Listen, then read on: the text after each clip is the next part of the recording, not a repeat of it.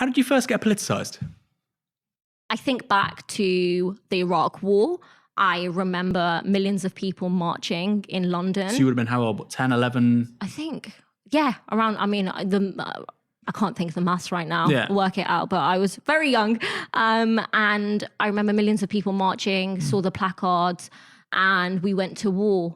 And it stayed with me because I then reflect on millions and, well, hundreds of thousands of young people marching in London across the country against tuition fees, yet we still treble them. But just going back to Iraq, for me, that brought in or ushered in the war on terror. And what that felt for me growing up was surveillance cameras in my hometown. There's this particular incident where security cameras under the guise of traffic calming measures were placed in a majority Muslim area of Birmingham.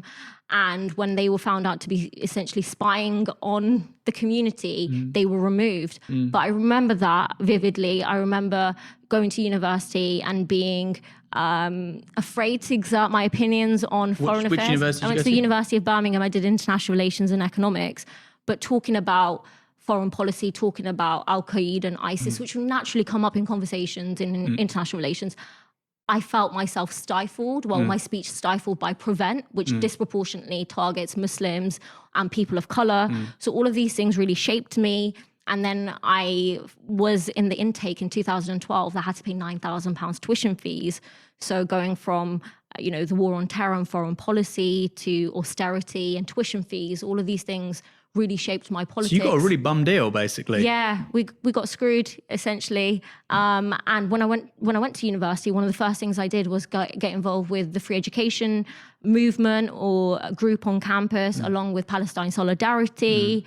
And through the National Union of Students, I was able to really build my understanding of anti-racism, working on various campaigns with liberation groups as well.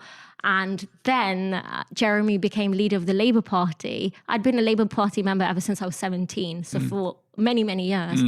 But with Jeremy's leadership and spaces like Young Labour opening up, me and many others finally found the Labour Party as a space that was welcoming and allowed us to get involved.